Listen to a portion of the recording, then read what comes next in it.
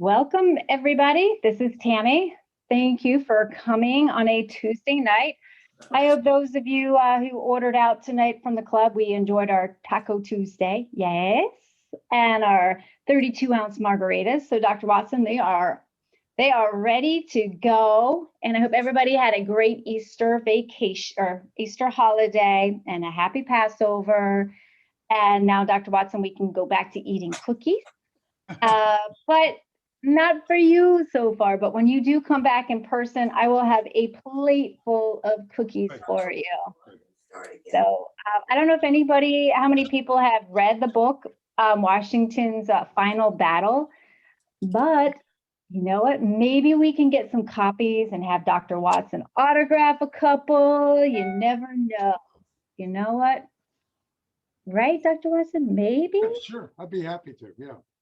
That would be kind of fun. So anyways, this is going to be an exciting lecture. I've never ever heard Dr. Watson talk about one of his books, and I love George Washington. And as we all know, that George Washington did not chop down a cherry tree. If you guys played trivia with me. All right, so someone just wrote in the chat, you don't see, Mr. London, you don't see your names listed. Well, as long as you can see us, right? We're good. Okay, so everybody welcome, and let's put our hands together for Dr. Watson, and please stay muted. I will moderate and keep you muted, and at the end, we'll be able to text questions and ask some questions at the end. Okay, I'm going to share screen, Tammy. Thank you for there we go. Thank you for the introduction. Hopefully you can all see the screen where it says George Washington's Final Battle. I'm glad everybody's well, and good to see you, Tammy. And I do miss the cookies at Gleneagles. And I wish I could have been there for margaritas and tacos. That's right up my alley. So yeah, so pleasure to be here. And I will, of course, be happy to take lots of questions, whatever you want to talk about at the conclusion of the program. And as you all know, that's my favorite part of all these programs. And you all have so many good questions. So yeah, so the book just came out on President's Day in February, so it's hot off the presses, still has the new car smell.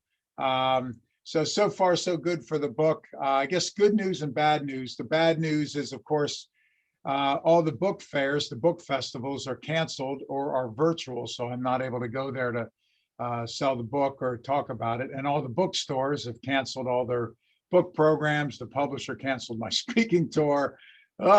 All the museums and all that's been stopped, but it's been good. I had a chance to talk about the book at the Pentagon, virtually at the Smithsonian, at the National Archives, a number of organizations, and it's been nominated for a couple of awards thus far. So I'm happy about all that. So what is why did I write the book? What's the book about? So two things. Number one, if you're like me, you love Washington, D.C. You love the capital city. I love the tree-lined mall, the National Mall. I love the world-class Smithsonian's. I love the impressive monuments and memorials to our heroes and our fallen. I love the government buildings that are so majestic. But what I find is very few people really know the story of the capital city. How did it come to be? Why was it picked as a location? Why does it look the way it is? And it's a great story full of twists and turns. One of the most politically challenging issues facing the founders, and the creation of the capital city almost derailed this nascent fledgling republic several times. So I wanted to tell the story of the Capitol. Number two, I'm a big George Washington fan, as is Tammy. And but what I find is George Washington is, I've always said, the least knowable, the least accessible of all the founders. It's ironic because he's arguably the best known. He's the father of his nation, but yet we don't really know Washington. Washington comes across the pages of history as more myth than man, more monument than flesh and blood. And I find that he's been presented rather monolithically. He's this stoic, heroic figure with a clenched lip, in uniform. And so we really don't know him. And I think my colleagues, too many historians have done a poor job of presenting him simplistically and one-dimensionally, rather than really fleshing out the complex and interesting man that Washington was. So what I wanted to do in this book was I wanted to not only tell the story of the capital city, but I wanted to kind of peel back the onion on George Washington and flesh out the complicated person that he was. And in particular, as we look at Washington as the soldier and, you know, this heroic guy, there's two aspects of Washington's personality that I think are fascinating and important, but are virtually never discussed. One of them is Washington was political. We tend to see Washington as rising above the political fray, as not wanting to wallow in the political mud. But George Washington could play politics with the best of them. Washington could lobby, twist arms, swap votes, and so forth and so on. And in the case of the capital city, what we see is we really see Washington, the politician, emerge. Washington had to swap votes, had to lobby, had to play raw politics to create the capital city. There was one wonderful moment when several of these very important issues surrounding the Capitol and all the issues related to it, when Washington, the vote was 4 votes shy in the Senate. Now, there were not many senators back then, so 4 votes would be like 40 votes shy today. And Washington instructs Hamilton to tell James Madison to call for another vote right away. And they think Washington's mad. You're 4 votes shy, that's a lot of work. There's only a few senators. How are you going to flip? You're going to lose the vote again. Washington says, call for the vote. While they're setting up the other vote, Washington visits 4 senators. When they vote, all 4 flip. So Washington was a good politician. I think a lot like Doris Kearns Goodwin presenting Abraham Lincoln in The Team of Rivals, that great book of hers, as a political chess master. Washington wasn't quite the political chess master of a Lincoln or a Lyndon Johnson, but he was a formidable politician who was definitely not above it. And the best way to see him as the politician is in the story of the capital city. The second part of Washington's personality is this: Washington was a visionary. That's something we never hear. Washington was creative. He was innovative. Think of it this way, everybody. During the Revolutionary War, Washington had no idea what he was doing. He lacked a formal military education, and therefore he was making it up as he went along. And in a way, it's probably good that he lacked a formal military education, because with the rote style of education at the time, he probably would have learned how to fight the last battle, not this complicated new battle. Washington was sort of like my grandmother, who would throw spaghetti on the wall and see what stuck, right, everybody? He was experimenting, he was innovative, he was a visionary. And if something didn't work, he went on to something else. If it did work, he stayed with it. So Washington had to be creative to win the war. Think of his inaugural presidency. We had created a brand new, an altogether new form of government. And there was no office on earth or in history like the American presidency. So that meant George had no template, no model, no playbook. He didn't know what he was doing. Once again, he was making it up as he went along, throwing spaghetti on the wall. So Washington was very innovative, very creative. Even as a farmer in Virginia, Washington was an experimental, innovative farmer. You know, he had aquaculture. He had fish farms at the river there off the Potomac. He also had, he grew tropical fruit in a greenhouse. He was ordering farming and agricultural books from London and experimenting with all the latest approaches. He was trying to grow all sorts of crops in the relatively poor soil of Tidewater, Virginia. So Washington was always innovative, creative, and a visionary. Think of it this way. We created, in the Constitutional Convention, we created a brand new form of government, a brand new form of government. Washington says, we're going to build a brand new capital city, unlike anything else. We're going to dig it, cut it, saw it, hack it out of the woods. Washington, D.C. was a bog, forests, swamps, woods. We're going to build a brand new capital city out of the woods. People must have thought he was mad. Now, here's the cool thing. We have a brand new form of government. Get this, we're going to have a brand new type of capital. Therefore, our government and our capital are going to grow up together. And Washington knew that the capital city, this brand new city, it would inform, it would influence the development of the nation. And you know what? It did. And if you think of it this way, this remarkable idea, this innovative vision that Washington had for this new capital and this new nation, it should have been Ben Franklin, who was a genius, that came up with the idea. It should have been Jefferson or Madison, who had a wonderful classical formal education. It should have been any one of the other founders, but it wasn't. It was Washington, the one founder who lacked a formal education, who was not well-traveled, who was not well-read, but who had always had to be innovative and looking around the next corner. It was Washington's vision. So that's why I wrote the book.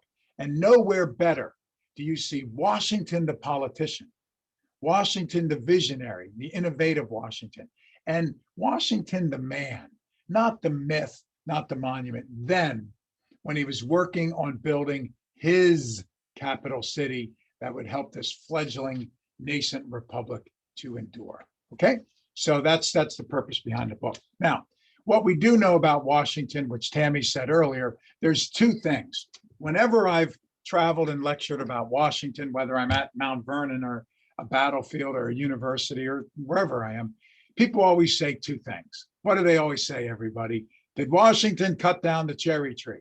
Well, Tammy's right. He did not.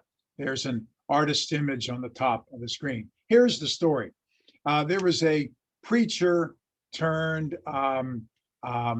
bookseller named Parson Mason Locke Weems, W-E-E-M-S. And when Washington passed away on December 14th, 1799, Weems wanted to make money by having a book produced on Washington. So he got some historian to write a big, thick book. And they didn't have Amazon or Barnes and Noble or back then. So what they would do is booksellers would load up the book in the back of a wagon and travel up and down the eastern seaboard in the fall and the spring when the weather was good. So that spring after Washington's passing, Weems loaded the wagon up with books and traveled around. They didn't sell. The books were this thick, no pictures, and half the country was illiterate. So Weems goes back to Philadelphia and decides, I'm going to make the book up myself. So he wrote his own book and he made up the stories in it. And somewhere around 1803, 1804, around the 5th edition of the book, the story of Washington cutting down the cherry tree emerges. And what the story says is Washington's father, Augustine, who passed away when George was a little boy, got George a hatchet for a present. Now today, if you buy your little son a hatchet for a birthday present, you get a visit from the Department of Children and Families, right? Because that's not very safe. And Augustine Washington goes out to see his fruit farm and his cherry trees. And there he finds one of them hacked. And George is standing there. And Augustine allegedly says to George, George, who killed my cherry tree? And Washington says to his father, it was I, for I cannot tell a lie. And then Augustine says, that's okay. For telling me the truth, you have repaid me 100 times over what that fruit would have done. So that's the story. Of course, it's baloney. It never happened, as Tammy said, and as I just said.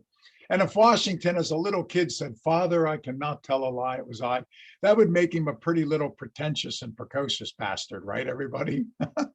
I'd be more worried about my son if he said that than if he lied and cut down the cherry tree.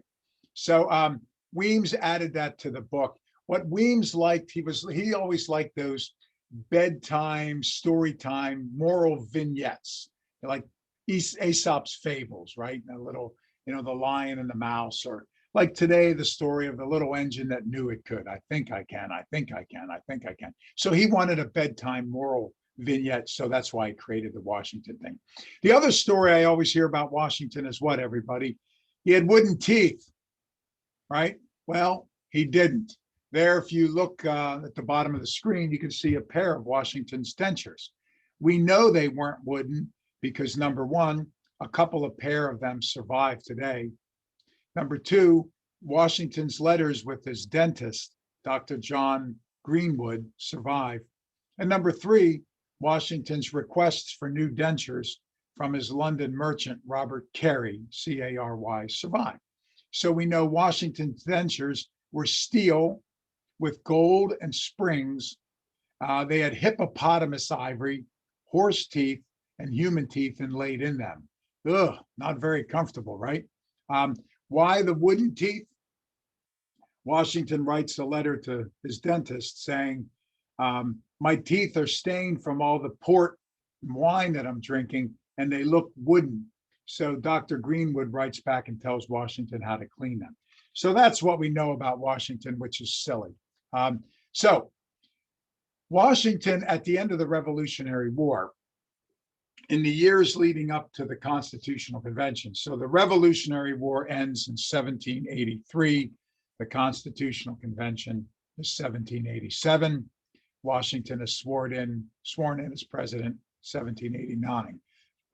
If you'll excuse me, I've been speaking for 3 months straight, and I've been ready to lose my voice all of 2021.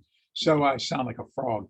At any rate, so Washington identifies a couple problems after the war.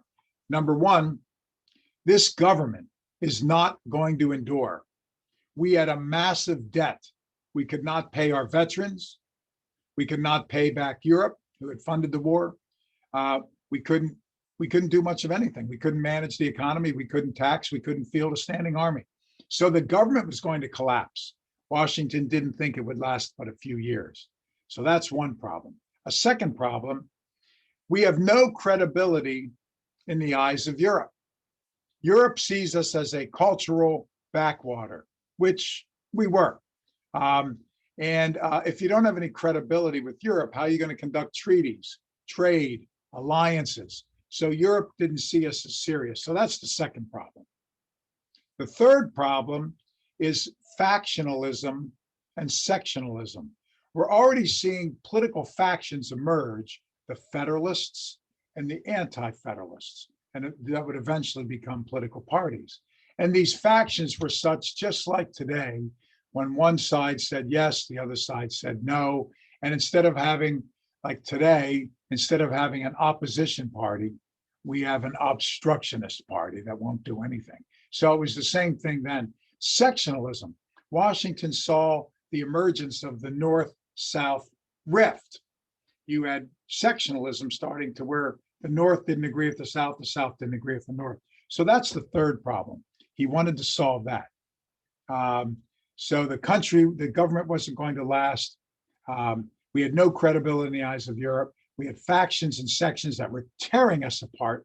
And the fourth problem was Americans lacked a sense of national identity. We didn't have a sense of Americanism. Stan, if you could take a time machine, you and Ann, and you could go back to 1776 and you could meet Thomas Jefferson. And if you asked him about his country or his nation, you know what he would say? Virginia. Ronald, if you took a time machine and you met your Ben Franklin back then, Ben Franklin would say Pennsylvania, his adopted Pennsylvania was his nation or his country. So we didn't have a sense of American nationalism. And with that, Washington said, we're not going to endure. So this is the genius and vision of Washington. If you catch nothing else during this talk, here you are. Washington said, how do we solve those four problems? He set himself to solving them. He came up with one answer, a great and glorious capital city, what he called a city for the ages. The capital city will give credibility to this new fledgling republic in the eyes of Europe. It will be 10 miles square, as they said in the Constitution. That's 100 miles. That means the capital is larger than London and Paris. He wanted it to look like Rome, which would do what? It would help imbue the people with a sense of American identity and national pride, a great and glorious capital. If we locate it halfway between the North and South, it will help repair that rift. If it's in the North, the South won't play ball. If it's in the South, the North won't play ball. So we're going to locate it right on the 50-yard line. It's going to give credibility to this new government and this massive public works project of hacking out of the forests a brand new glorious capital. All that will help the government to survive. So it's a brilliant vision. And here I put on the screen for you Washington's vision. He said, with our fate will the destiny of unborn millions be involved. Washington knew that what he was doing was going to have lasting ramifications. And you know what, everybody? Here's the pickle. It worked. It worked. And it was Washington's great vision. So let's back up a little. The day the war ended in 1783. So we're celebrating, we kicked the British out, we won the war, but you could almost hear the country saying, now what? What happens next? I came across in my research a number of newspapers and letters where people said, have we really fought for this? We kicked the British out, but when the British left, it created a civic vacuum. All the lawyers, architects, moneyed interests, all the professionals, physicians left. We were left with a country of farmers. We didn't have hardly anything in the way of libraries or museums and so on. We were in debt, as I said earlier, couldn't pay our veterans. Our currency was worthless. The nation was war-torn. The British had blockaded our ports from the start of the Revolutionary War in 1775 all the way to 1783 for 8 long years. Economies had gone belly up.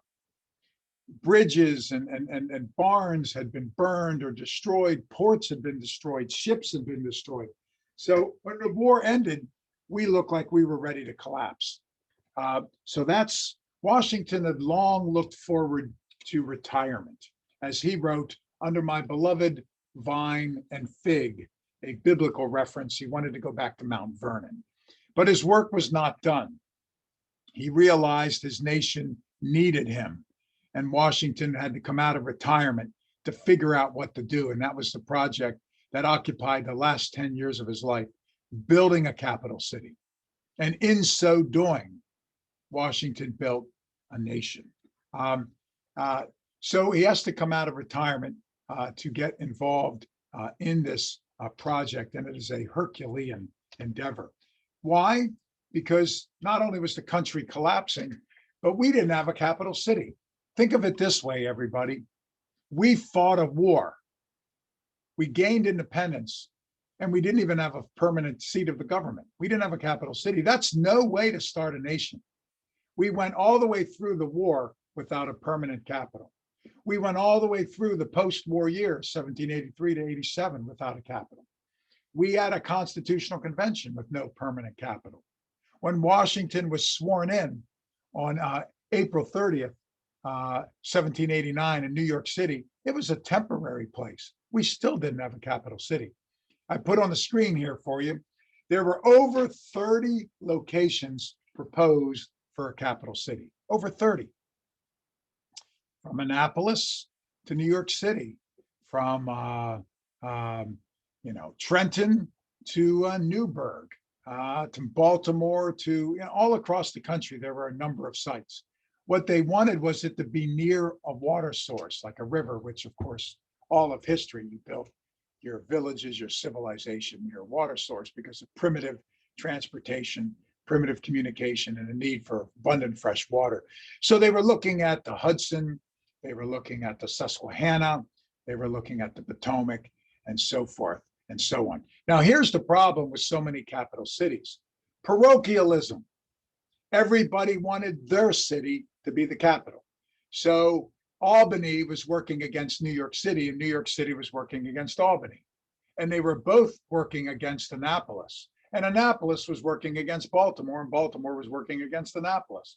Everybody wanted the capital because they knew if they had the capital, it would be an economic boom, a windfall, because the government would move in, the Congress would move in, the military would move in, there would be construction, and it would help these cities to dig out from the revolutionary recession. So everybody wanted a capital. So part of the argument is George Washington says, well, if we put it nowhere, we're going to build it out of a swamp, out of a bog, out of a woods. We're going to build a brand new capital. That was his way of transcending the parochialism. You know, even Ben Franklin, everybody, this is cute. Ben Franklin said, maybe we need multiple capitals because they couldn't agree, or maybe we need a rotating capital, which would have been a mess. But Congress was so unpopular at the time, like today, that there was a joke that what they would do is they'd have to build a Trojan horse. They'd have to hide Congress in the belly and then wheel it into the city, hoping the city would let it inside the city. Congress would quick sneak out, do its business, and get back in the horse, and they'd wheel it to the next city. So that was sort of the joke. And if you think about it, as I wrote, in that post-war period, the notion of my enemy is my friend prevailed. The states who were at one another's throats, the cities who were at one another's throats, the only reason they stayed together is because they were fighting against the British. Once we were done with the British, then all those animosities boiled over and nobody was getting along. So it wasn't an abstract idea of liberty. It wasn't this system called democracy that was really holding it together. Rather, it was George Washington. Washington emerged from the war as with great stature. He was the most famous man in the country. He had charisma. He was beloved. There was the respect for Washington more than an abstract idea of freedom or liberty that was kind of holding it together. So he proposed building a new city. So of course we didn't have a functioning government either. The Articles of Confederation, y'all remember that from school, everybody, when we used to teach civics? We don't anymore, of course. The Articles of Confederation took from 1777 to 81 to ratify, and they couldn't do anything. There was only one branch of government, a Congress. We didn't have a president or courts. They couldn't even print money. They couldn't do anything. So the government was collapsing. I said earlier, have we fought for this? So here's what's interesting. George Washington and several other founders argued that of all the debates in the Constitutional Convention, what do we do about slavery, the 3/5 clause, how do we elect the president, how do we, put a system of checks and balances? Of all the debates at the Constitutional Convention, the one that was the most explosive and intense, the one that threatened to derail our new system of government and democracy more than anything else, was the capital city. Get that? It was the most ferocious debate. And here's the proof is in the pudding. At the end of the summer, we were able to resolve almost all the issues except one, the capital city. We couldn't figure out where to put the capital city. So it was a heated debate. I call it the other founding debate. Where should we put it? Do we even need a capital? One or rotating? Well, how big should it be? How are we going to pay for it? What's the design? Who's going to build it? They didn't want slaves to build it, but ultimately they ran out of money. So slave labor was used to build the capital city. Remember when Michelle Obama, early in her husband's term, said, as a Black woman, I'm always cognizant of the fact that I live in a home that was built by slaves. And you remember the Republicans went wild and criticized her as usual. But of course, they were wrong. The capital city, the White House, was built by slave labor. So it was a heated debate. Now, one of the issues was that the federal government would have jurisdiction. What does that mean? So today we have the city of Washington, but who administers the budget for Washington? Who runs the city? Not the mayor of Washington. The Congress does. The Congress does. What they wanted, they didn't want the city, the federal capital city, or the federal district, which is today the District of Columbia. They didn't want it to be under a city. or a state. Therefore, it would be beholden to that city or that state. So they wanted to create a federal district. Why? In March of 1783, there was darn near a mutiny in Washington's headquarters in Newburgh along the Hudson in New York. In June of 1783, June 20th, soldiers did mutiny. They surrounded the building in Philadelphia that you and I now know as Independence Hall. And much like those bums who attacked the Capitol on January 6th, the Red Hats, the Trumpers who attacked the Capitol on January 6th, they wanted to attack Independence Hall, and they did. They surrounded it. They were going to kidnap or kill the members of Congress inside, just like January 6th. And that event really unnerved Congress. It unnerved the founders. So what they said is, we never want to have the federal government, the capital city, beholden to a city or a state. So we're going to put it in a federal district. That's why we have the District of Columbia today.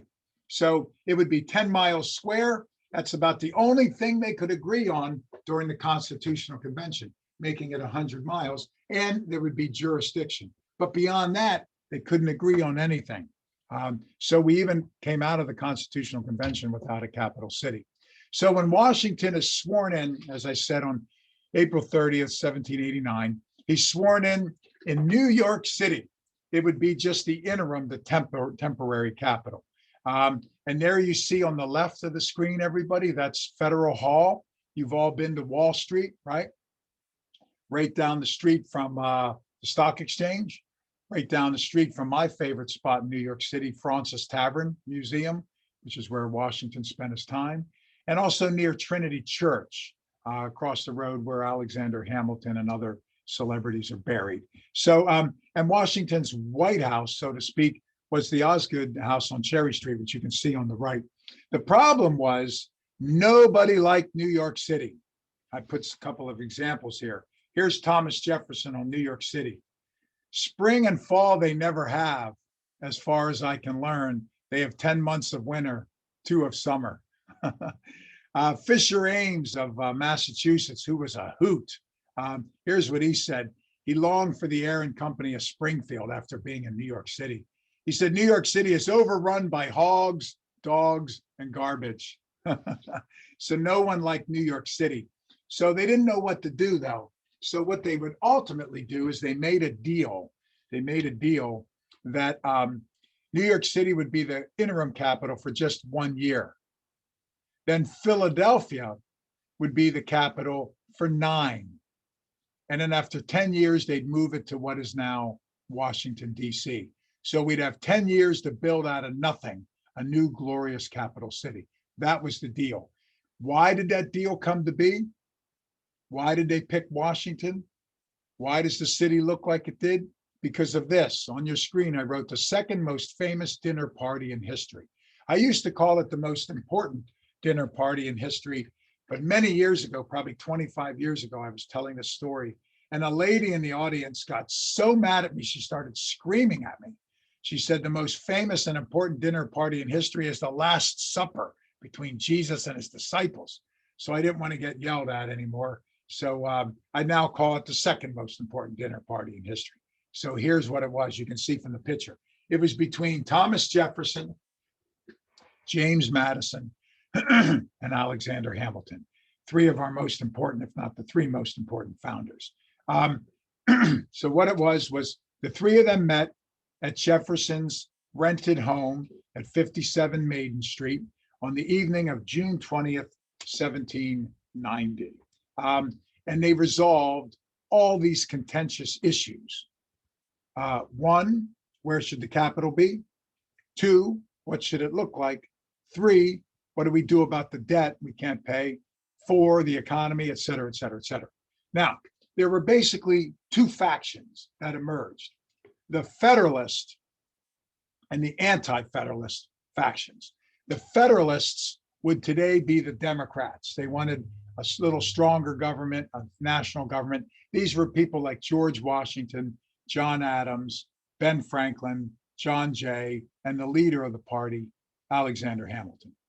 Then you had the Anti-Federalists. who wanted less government, smaller government, states, and they would be today's Republicans. And they were led by Jefferson, Madison, James Monroe, Patrick Henry, Thomas Paine, and so on. So those were your two factions. So the problem, and it was mostly the anti-federalists, Jefferson and others who would be today's Republicans, were mostly rural Southerners, and they refused to cooperate or compromise. They threatened to leave the Constitution repeatedly, similar to today.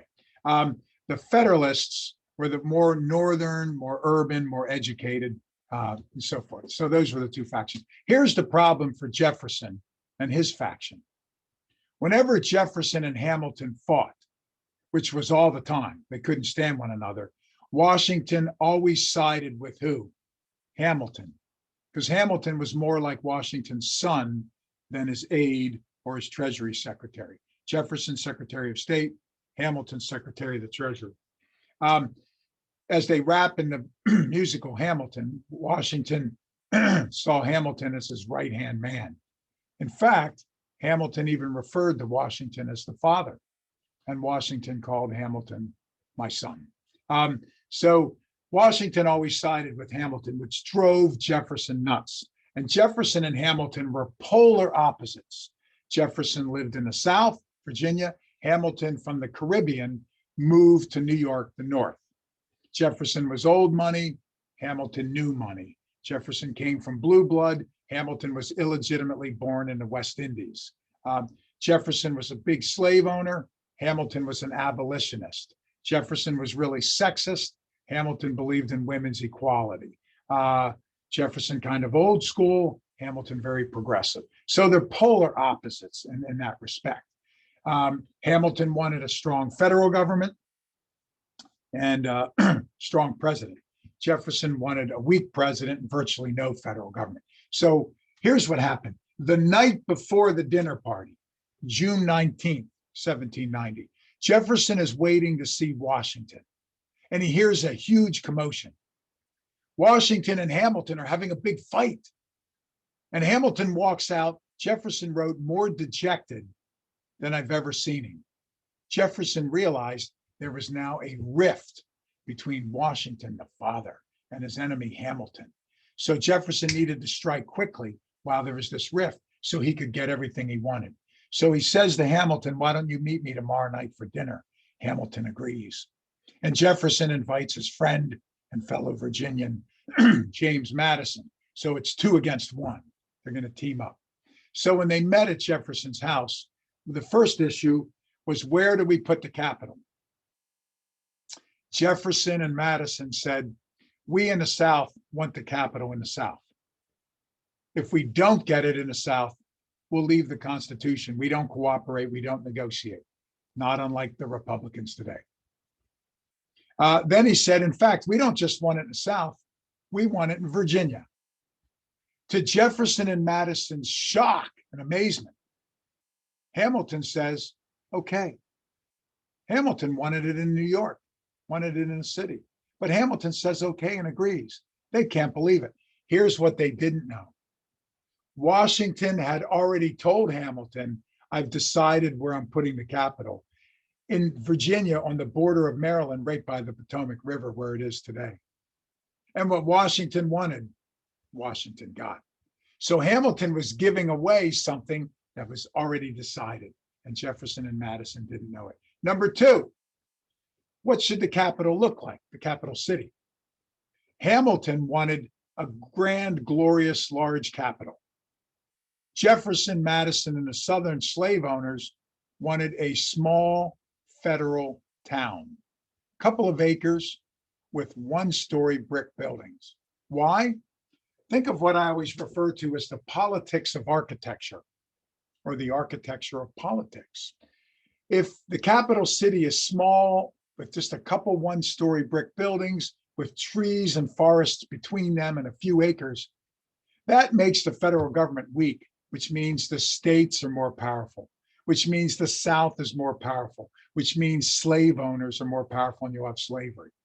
So Jefferson and the Southerners wanted that small little federal town for their own self-interest.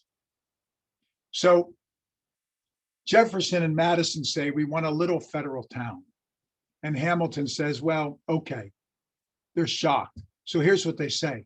Why don't we have a design contest? How simple and democratic is that? And then we'll pick the winner of the design contest, and that'll be the capital. And Jefferson says, well, I'm such a good guy, that I'll serve as the chair of the committee that picks it. Jefferson submits anonymously his own design and picks it. To his amazement, Hamilton says, okay. But when Jefferson gives his design to Washington, and Washington looks at this design for a little one-story brick building, Washington goes, nope, we're going to do my city, 100 miles, based on Rome, with the big marble-looking columns, and it'll look like a mix between Athens and Rome. So again, Hamilton gets everything he wants and plays Jefferson like a guitar. Number three, the other debate, the last one I'll mention, and I'll get moving. What do we do about the debt? We were in debt. As I said, we couldn't pay our veterans, couldn't pay our European creditors, allies, blah, blah, blah, blah. So the South, the anti-federalists say, we're not paying any debt. We refuse to have taxes. We refuse to pay debt. We'll leave the nation rather than pay. Leaving the North with the bill. The northern states, Pennsylvania, New York, and Massachusetts, had shouldered most of the burden of the war. So they were in a position they could not pay. So the North could not pay, the South refused to pay. So Jefferson says to Hamilton, we're not paying. Virginia refuses to pay, the South's not paying. To his amazement, what did Hamilton say, everybody? Okay. Now here's what Jefferson didn't realize. If the South doesn't pay and the North can't pay, that means the federal government needs to cover the debt. We need a strong treasury. Who's the Treasury Secretary? Hamilton. We need a bank. Who creates the national bank? Hamilton. We need a national currency. Who creates the currency? Hamilton. We need a strong, robust government to cover the debt, federal debt assumption. So Hamilton got everything he wanted, and Jefferson unknowingly made the government stronger. Okay. Washington does everything for the city. Washington basically selects the location. Washington surveys the city. Washington sells the plots of land. Washington hires the architect. Washington oversees the construction. Who did he hire to build this capital city? The problem is we didn't have trained architects. So he hires Pierre Charles L'Enfant, and you're looking at him on your screen. He was the perfect choice for several reasons. Number one, he was classically educated in Paris. He was an engineer and an architect. Number two, Washington knew him. L'Enfant served during the Revolutionary War and served with valor. Washington trusted him. Number three, he was a Mason, just like Washington and the rest of them. So they had that.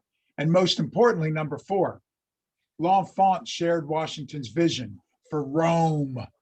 He wanted the grand city of the ages. He wanted the great wide boulevards like Paris or Rome. And where they'd intersect, there would be large public squares filled with memorials and monuments. So L'Enfant shared Washington's outsized, exaggerated view of the city. So he's picked to design the city. Here's his design for the city. Y'all recognize this, right? It's what we have today. It's the capital city. Look at my cursor here. Can you see my cursor moving? There's the Capitol Mall, the National Mall that L'Enfant even designed. So that's the design for the city. Now, L'Enfant was a diva and a hothead, so he has to be fired. He claims he resigned. He resigns about the day he's fired. So it's technically correct to say he's fired. It's technically correct to say he resigned. So, but they had the design, so they built a city. Who designed the White House? Jefferson wanted a simple little one-story brick building. Washington wanted the Parthenon, the Acropolis. He wanted this great column city reminiscent of Greece or Rome. Problem is we didn't have architects. They had a design contest a la Jefferson. Washington looks at all the designs and says, nope, I don't like them. He hears about Hoban, who was another immigrant like Hamilton, and and L'Enfant. He was from Ireland, James Hoban. And he heard that Washington Hoban designed buildings in Charleston, South Carolina. So he goes down there and falls in love with the architecture. So he hires and then selects Hoban's design. Hoban built the White House. Now, we had labor shortages and no money, so they needed more immigrants. It was Scottish stonemasons who did all the fine work and embellishments on the buildings. They needed slave labor. Slaves built the Capitol. Slaves died building it. Can you imagine quarrying all that stone without modern technology and the heat and humidity of a Washington summer? People died to do it. There's Hoban's design for the White House. You recognize it, everybody? And he loved oval rooms, which we have in the building today, which is a wonderful addition to the building. In closing, the proposed name for the city, everybody, was Washingtonopolis. I don't know if that would have been really cool or a disaster, but they did just name it Washington, of course. It's Washington's great legacy. As I said, he surveyed the city, hired the architects, sold plots of land, raised the money, oversaw the construction. It's Washington City. The last 10 years of his life, he was obsessed with it. Some of the founders wrote, when I read their letters, they said he had a fever. In other words, for the last 10 years of his life, he was obsessed with the city. When he leaves Washington to go back to Mount Vernon for 2 more years before his death, he stops at the city. He goes back to oversee construction. He hires the 3 commissioners who oversee the city, and he has them visit him and send him reports on a regular basis. To the day of his death, Washington's obsessed with the city, and his vision worked. It united the nation. It imbued the people with a sense of American identity. It helped the fledgling government to endure, and it gave us this great city that we have today. Washington, we always say Washington slept here, right, everybody? When you drive through Pennsylvania and New England and Virginia, Washington traveled. Washington slept here. The one place he didn't sleep was in the capital city, in the White House, the building he designed. He died 1 year before it opened. The building opened on November 1st, 1800, 1 year after Washington's death. The first person to move into the White House, the building now known as it, and to the capital city was John Adams, our second president, who moved in November 1, 1800. Days later, he would find out he lost that election to Jefferson, and he was miserable, depressed. The building was not the building of today. Only 6 rooms were finished. Abigail would later complain that there was nowhere to hang her laundry. The roof leaked. They couldn't get fresh running water. The building reeked and smelled of fresh plaster. The grounds were the noise of sawing and hammering and brick making and construction. The city was nothing but mud, but it would become the great city. That night, first night in the city by himself before Abigail arrived. And Abigail and John, by the way, Adams, were appalled that they saw slaves everywhere building this city, our city of liberty. So how ironic. That first night, John Adams, alone, lonely, and depressed, he wrote a prayer in a letter. In 1945, shortly before his death, FDR had it engraved into the mantle of one of the 3 dozen fireplaces in the White House. Here's Adams's prayer in the White House.